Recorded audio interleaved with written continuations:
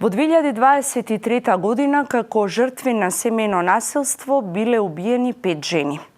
Со последните измени на кривичниот законник, донесени минатата година, фемицидот стана посебно кривично дело.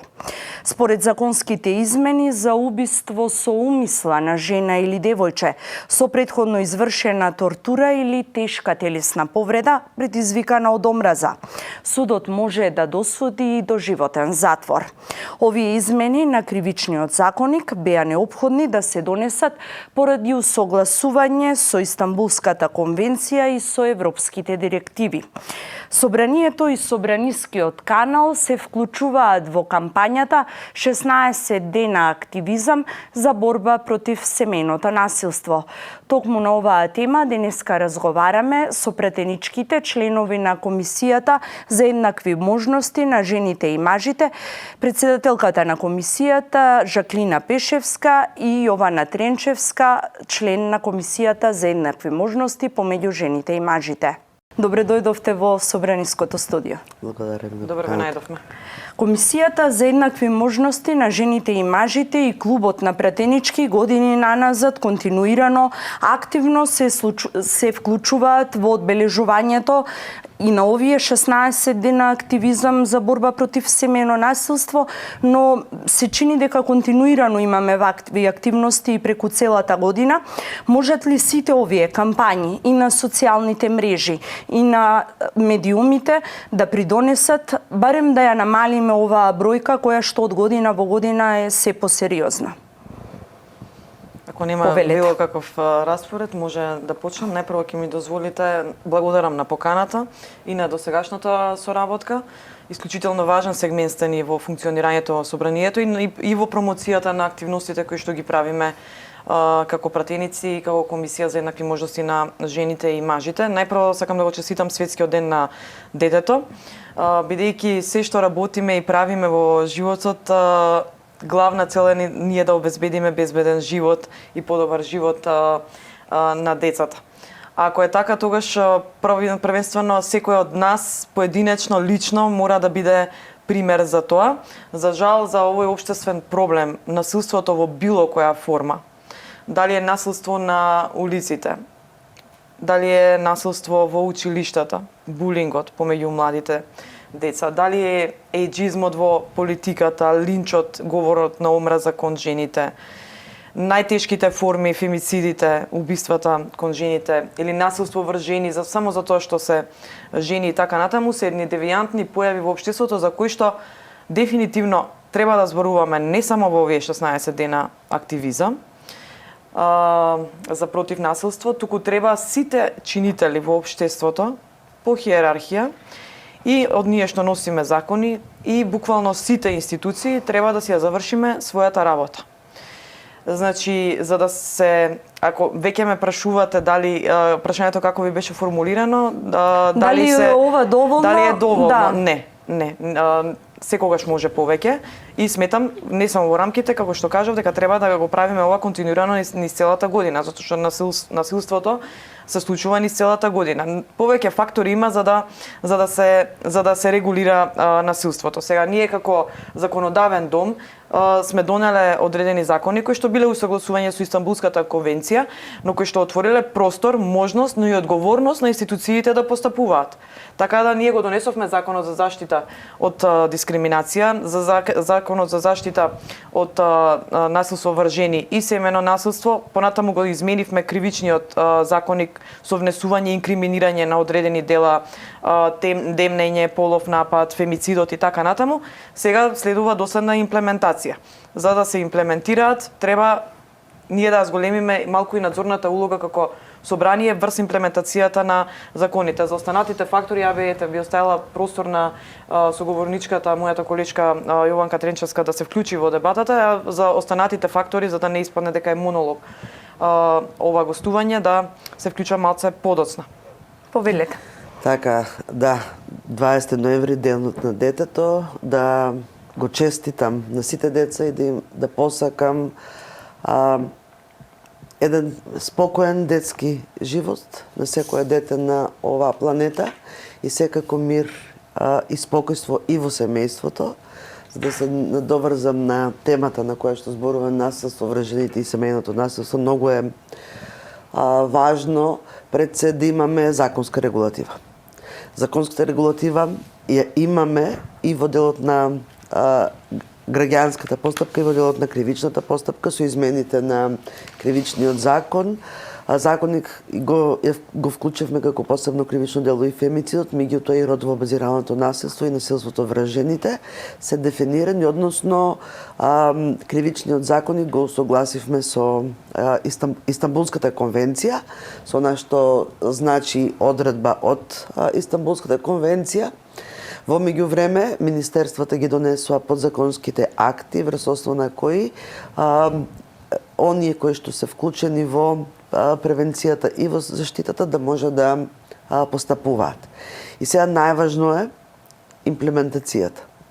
И секако таа соработка помеѓу институциите, затоа што насилството врз жените и семејното насилство не е проблем само на еден ресор во владата, е проблем на повеќе ресори. Тука мора да има вклученост покрај Министерството за социјална политика, мора да има вклученост на Министерство за внатрешни работи, Министерство за здравство, Министерство за правда и секако Министерство за образование, уште од мали да ја подигаме свеста за секој вид на насилство, вклучувајќи го и насилството врз жените, семејното насилство и да во самиот процес на образование децата изучуваат теми со кои што и ќе препознаваат, меѓутоа и ќе се превенира самата појава. Она што е најважно кога зборуваме за насилството врз жените е превенцијата. Подигањето на свеста, кампањи, секако кампањи за подигање на свеста за какви последици остава и во семејство, и врз жената, и во семејството, меѓутоа и во општеството оваа појава.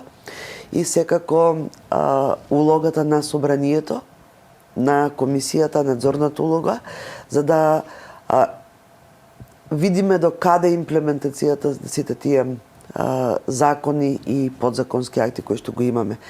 Мислам дека како комисија за еднакви можности на жените и мажите во собранието имаме таа можност и верувам дека како пратенички и пратеници, ова не е женско прашање, ова е прашање кое што треба да бидат посветени и мажите, не само ние жените од парламентот, дека во наредниот период ќе се организираат вакви јавни расправи и секако дека од сите парламентарни групи жените ќе бидат вклучени, затоа што насилството врз жените е прашање во кое што нема политика и нема политичка обоеност. Тоа е прашање на кое што секој од нас треба максимално да го даде,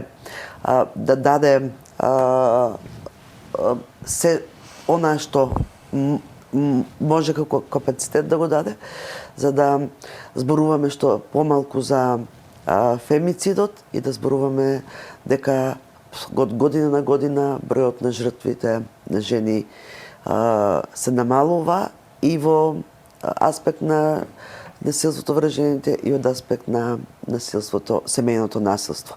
Затоа што во семејното насилство многу често жртвени се и децата. Можеби не е физичко насилство кон нив, но присуството на актот на насилство го прави детето исто така жртва и остава трауми. Ги спомнавме кампањите кои што траат години наназад, континуирано и преку целата година неколку пати се спроведуваат.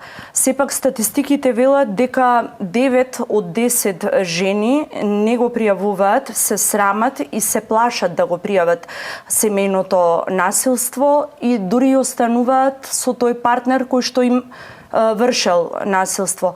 Се менуваат ли сега, барем малку се охрабруваат ли жените како резултат на сите овие кампањи, какви се статистиките последнава година? Најпрво само сакам да дополнам дека Комисијата за еднакви можности во собранието покрај тоа што ќе иницира и веќе иницира јавни расправи, иако немаме надлежности да направиме надзорни расправи на други закони, бидејќи имаме само надлежност на законот за еднакви можности, сепак имаме право да иницираме други комисии да направат надзорни расправи. Веќе во акцискиот план кој што го работевме минатата недела за комисијата и за собранието, би требало негде на пролет по нашите предвидувања и планови да имаме една надзорна расправа за имплементација токму на законот за заштита и спречување насилство врз жени и семено насилство. Значи, за да постигнеме резултати, ние првен треба сега вака убиствата, насилството и така натаму се веќе последиците, но ние треба да се вратиме на предизвиците.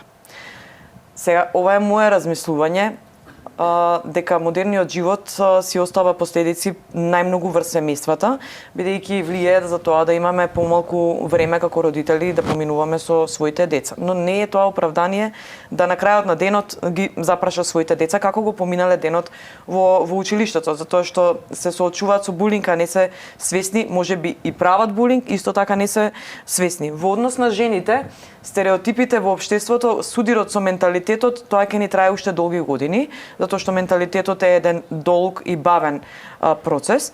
Но што треба да говориме? Ние многу пати апелираме дека жените треба економски да ги јакнеме за да бидат независни и така би се намалило насилството. До негде за тоа треба анализа да се направи, до негде можеби е издржано, но од друга страна јас познавам луѓе кои што се добро ситуирани, кои што се на добри позиции во општеството, а сепак трпат насилство. Сум се соочила со жени, посебно во руралните средини, каде што велат па нормално е да ме потчукне малце. Има драстични примери кај што мажите ги чекаат буквално пред нивните работни места и мора да им ја дадат жените нивната плата, значи таа веќе работи, таа има свое примање. Значи, ако работиме на економското јакне. Но таа не сме да ги троши парите затоа што има насилник дома кој што ако не му ја даде платата, нормално ќе потоа ќе следи насилство за траумите на децата кои што се сведоци на тоа и на тоа треба да се посветиме. Дефинитивно оној судир со менталитет. Од извештаите кои што ќе ги разговараме на јавната расправа сега која што ќе се одржи на 25 ноември во понеделник на комисијата, ќе видиме од извештаите од институциите дека што се бележи, дека се бележи пријавувањето на семено насилство. Министерството за внатрешни работи тоа го има констатирано и дури и анализите кои што ги прават одредени здруженија, организации, фондации и така натаму, велат има зголемување на пријавување на семеното насилство, постапуваат полициските службеници, но што друго констатираат? Генерално, главно, за сите овие институции кои што се релевантни и вклучени во спроведувањето на законот, дека има бавна имплементација на законите, дека има слаба координација, мултисекторски пристапот веќе е воспоставен, но има слаба координација меѓу секторите и некој пат си ги префрлаат одговорностите или нефункционирањето од едни на други, па вие требало и така натаму, а како што кажав на почетокот дека имаат законска можност, но и одговорност да постапуваат. Несоодветна проценка на ризик. Многу пати полициските службеници, кога ќе има пријава, некој пат одлучуваат на слободна волја. Дали ќе постапат, па за кого се работи, пресметуваат и така натаму. Да Ние бевме сведоци дека жена пријавувала насилство за да на крај да биде убиена, значи имаме задоцната реакција на институциите. И мора да бидеме критичари на ова, мора гласно да говориме цело време. Понатаму има непостапување на институциите во одредени случаи, затоа жртвите се помалку не се осмелуваат или немаат доверба во институциите за да го пријават насилството, или пак ќе треба во секоја институција, посебно како што, иако главна прва која што треба да пријави е Министерството за внатрешни работи, ако треба да се работи понатаму со таа жртва да се згрижи во шелтер центри и така натаму. Друг проблем е бројот на шелтер центри достапни во сите делови на Македонија. Таа ќе треба во секоја институција да оди да го раскажува својот проблем, што одзима многу сила и енергија. Таа треба во исто време да се посвети да ги одржи во нормала децата. Ако е зависна економски од сопругот, таа ќе се врати во насилната средина. Имаме ревиктимизација. А од друга страна, мислам дека многу пати го имаме зборено и све поактуелно треба да го збориме, дека треба да работиме и ресоциализација не само на жртвата, туку и причината што доведува на злосторникот или извршителот на насилството, сторителот на насилството, да работиме на причините што довело до таа ситуација. Затоа што ако ги погледнете извештаите и еве статистиките од Министерството за внатрешни работи, вчера малку подетално ги погледнав. Многу показатели можеме индикатори, индици за идно постапување на институциите да извлечеме. Пример, нема да се задржувам со бројки, ние веќе отприлика и статистиките ќе ги збориме на јавната расправа, но што мене ме фрапираше. Најмногу причини за убиство и вршење насилство во семејство е растројство. Покрај пороците, значи еве пример за период јануари-септември 24 година телесни повреди има значи статистика по сите членови од кривичниот законник. И еве пример за телесна повреда, тука најмногу тоа е насилството. Имаме поради алкохол 67, поради дрога 7, растројство 179. Значи, дали имаме достапност, што допринесува до овие девијантни појави? Дали може би сиромаштијата во државата? Дали може би достапноста на пороците на секој чекор? Ние сме под закана да си ги заштитиме и да ги одржиме нормални нашите деца во девијантно општество како што е нашето. Ова е глобален проблем. Не е проблем само кај нас. Да. Но тоа не значи дека ние треба да си молчиме и да не постапуваме. Значи, сите активни чинители во општеството да си ја завршат својата задача. А ние сме тука како собрание да си ги потсетуваме.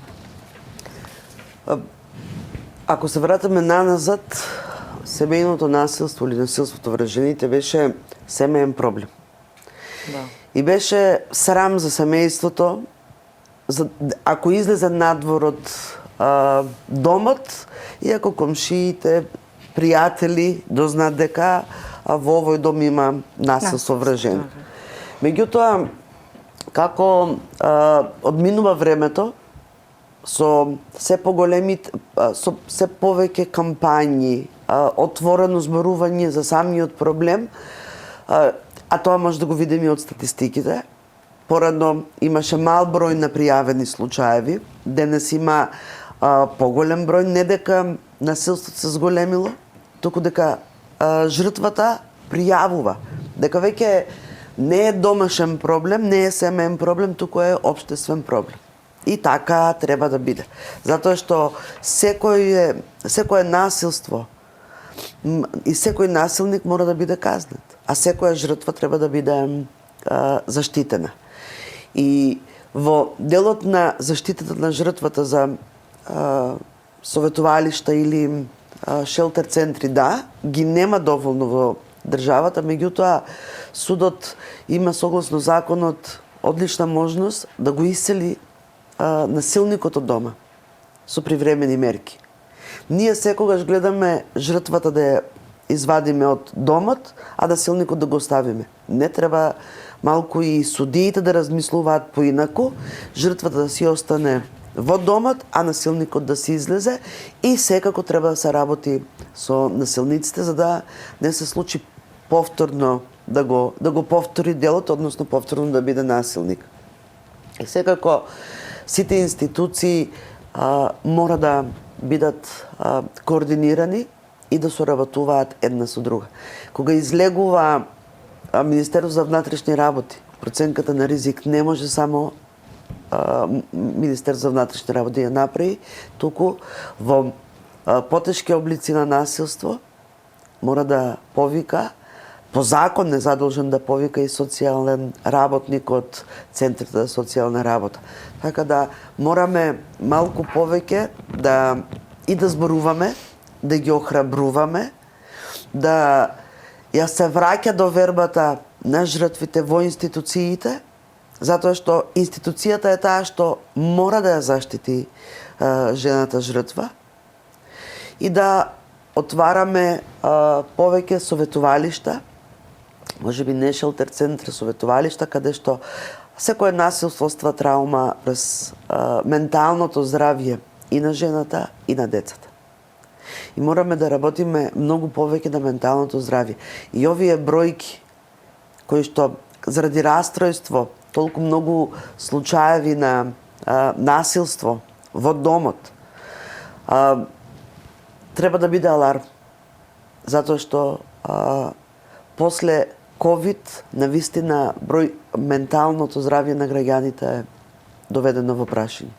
И мораме да работиме како институции, како држава, токму на и булингот, и врстничкото насилство. Се јавува токму поради таквите состојби во општеството.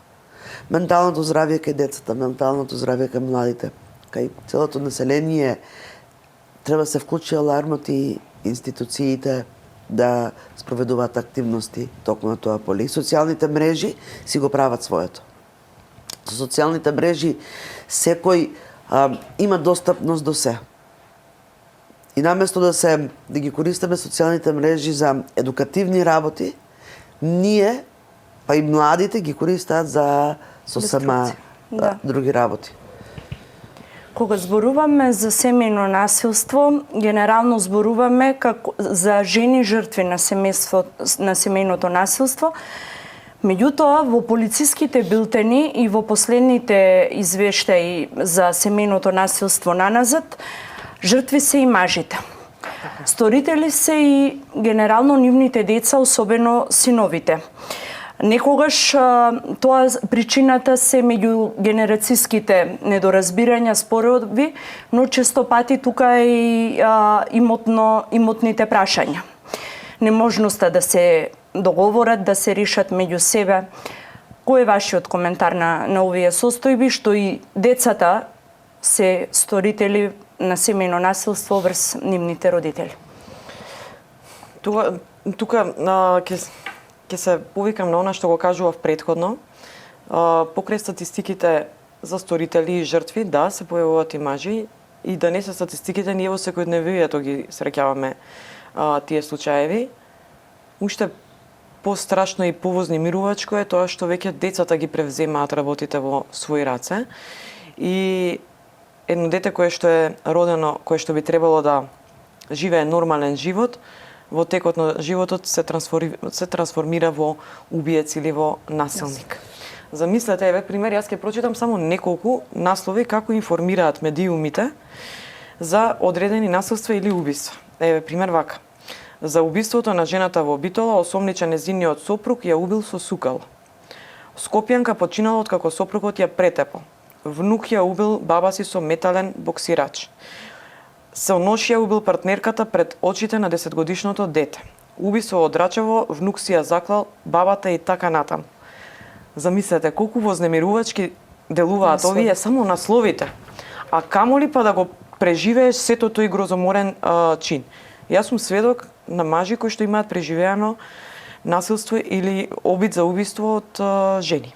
И имаат голгота околу остварувањето на своите родителски права.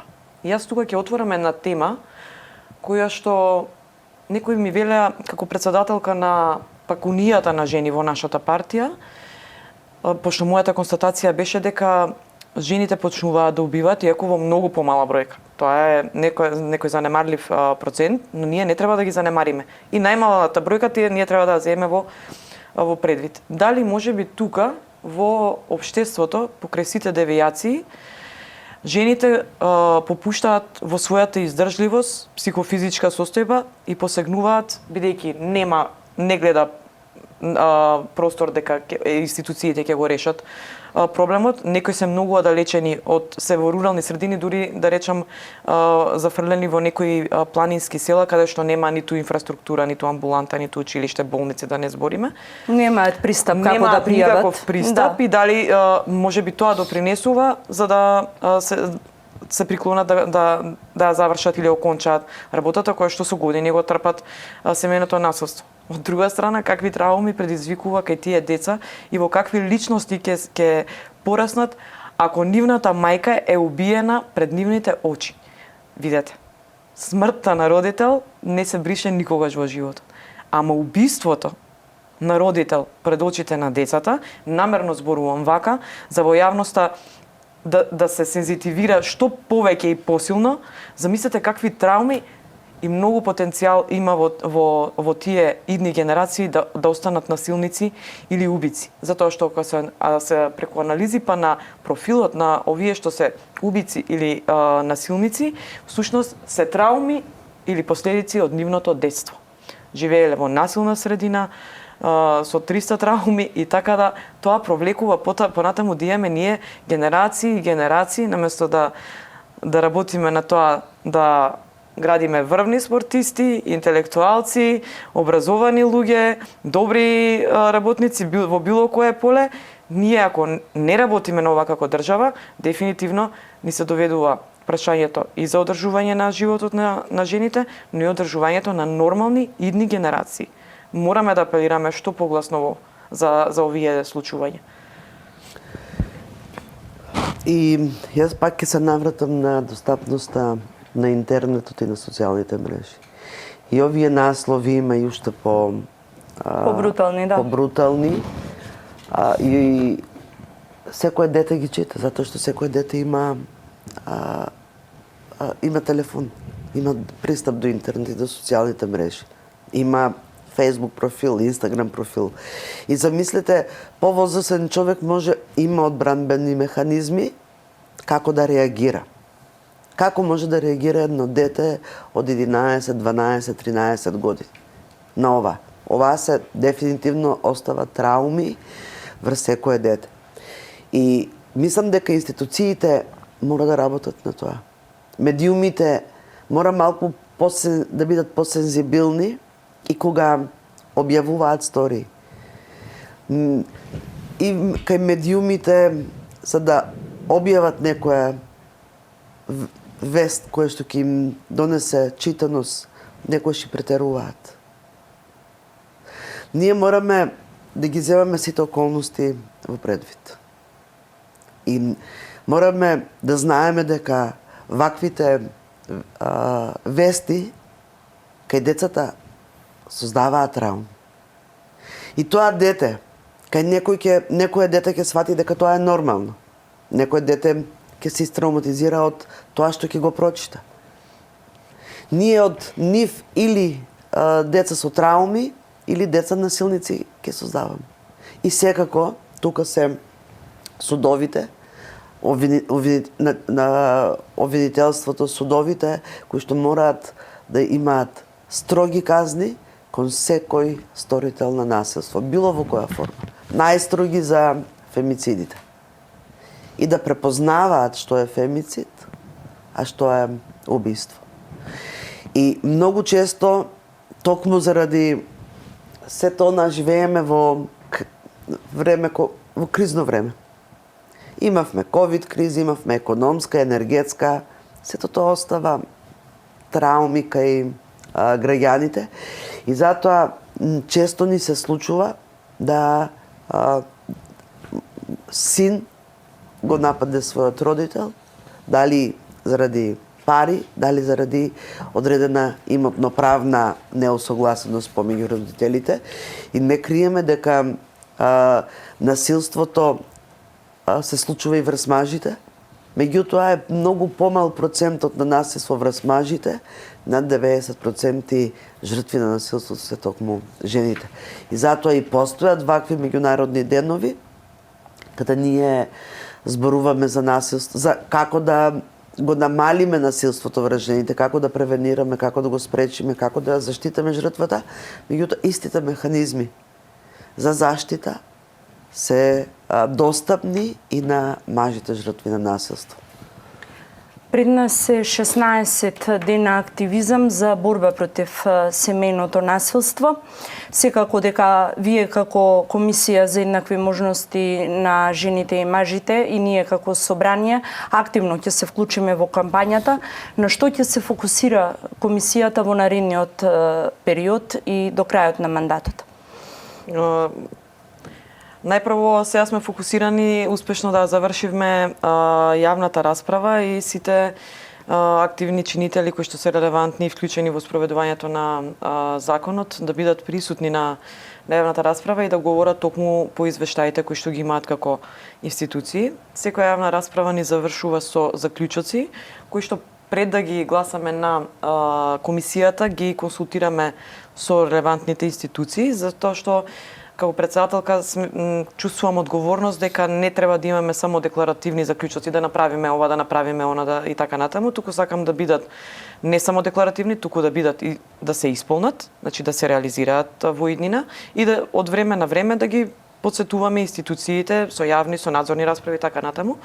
Ќе ги третираме буквално сите и светски кампањи, кампањи кои што ги спроведуваме како традиција веќе, да речеме ја во Унијата на жени во нашата партија, секако и другите партии ќе си кажат, да продолжиме со таа традиција, да иницираме што повеќе настани за кревање на јавната свест, но пред сега што ја почнав да речем оваа емисија или гостување, да го впериме прстот во нас, затоа што од поларизирани и неелектризирани општества кои што влијаат како атмосфера и психологија на секој еден човек, не само на жените, на младите, на секој еден, треба да престанеме како политичари да ја поларизираме јавноста и да не говориме, да не користиме говор на омраза или да линчуваме млади луѓе кои што се во политиката, жени, било кого, затоа што видете, јас сум гледала тој начин на функционирање да го држам, но во оној момент кога сте лично нападнати, самиот природен одбранбен механизам на човечкото те тера да се одбраниш и да нападнеш лично. Значи, насилството или вербалното насилство, пошто ние сме како политичарки и на вербално насилство, ја поминав еден доста травматичен период со последици по семејството, со силни напади на социјалните мрежи. Фала Богу, не прераснало во физичко насилство, но знам колку вербалното насилство, затоа што беа така како што ги прочитав сензационалистички насловите на медиумите за убиства, во трка на поголема читаност, но беа силни тие закани на социјалните мрежи, колку трауми имаше по децата. Затоа што ние сме се нафатиле на јавни функции, сме се нафатиле сето тоа да го трпиме, го сметаме како нормално, а воопшто не е нормално и нормализирајќи ние го одобруваме. Но кога ќе се допрени децата, нормално е ти да реагираш и лично да напаѓаш. Чи да престанеме како политичари, како активни чинители во општеството, да поларизираме јавноста и да бидеме примери, затоа што ако сме негде во висините, во највисоките ешалони кои што ја водиме државата, по хиерархија таа поларизација се шири во општеството, треба да бидеме лични примери и самите ние. Во семејството, во образованието да се посвети време многу на булингот и насилството кај децата, да се работи во семејството, во образованието, во партиите, исто има многу насилство во медиумите, во сите области, да работиме за да се крива јавната свест. Да се крива јавната свест затоа што се соочуваме со стереотипи кои што не се искоренуваат така лесно. Но не треба да се откажеме. Тоа е мојата порака. Повелите, претенички. Како комисија можеме многу да направиме. Можеме многу затоа што сепак ја имаме можноста како комисија или како пратеници. Да, законот за спречување насилство врз жените не е во рамки на комисијата за еднакви можности, меѓутоа може да инициираме разни надзорни расправи и да го кренеме гласот против насилството, секој вид на насилство, врз деца, врз жени, врз мажи, насилство на интернет, особено насилството врз жените во политиката. И затоа мораме да бидеме гласни и да ги поттикнеме сите оние со нашиот пример, да ги поттикнеме сите жени кои што трпат насилство да го пријавуваат насилството. Затоа што ако остане скриено во домот, траумите ќе бидат уште поголеми. Еднаш кога се случува насилство, верувајте, ќе се случи и втор пат. Еднаш насилник, додека не се работи од страна на институциите со насилникот, тој нема да престане да биде насилник. И затоа мораме да како собрание, како парламент, да ги охрабруваме жените и мажите да го прејавуваат насилството, и децата секако, да го прејавуваат насилството, институциите да ги следиме, односно да ги повикуваме на одговорност, да ги имплементираат законите и подзаконските акти кои што постојат во државата, затоа што во делот на законска регулатива ние навистина имаме одлична законска регулатива. Очигледно проблемот е во самата имплементација. И тука мора да се подобрат нештата, да секоја институција си ја превземе одговорноста согласно своите надлежности и сите заедно да се координираат за да можеме следната година која ќе го одбележуваме 16 дена активизам за борба против насилството врз жените и семејното насилство, да видиме дека барем малку е промената состојбата. Ви благодарам за денешното гостување и за денешниот разговор. Мислам дека на денешнава тема и со податоците што ги изнесовме, ги детектиравме и причините кои најчесто доведуваат до семејното насилство како проблем и се надевам дека во иднина ќе имаме и други вакви разговори и активности тука во собранието за да ги намалиме овие бројки и катастрофалните последици од изминатите години. Благодарам на поканата.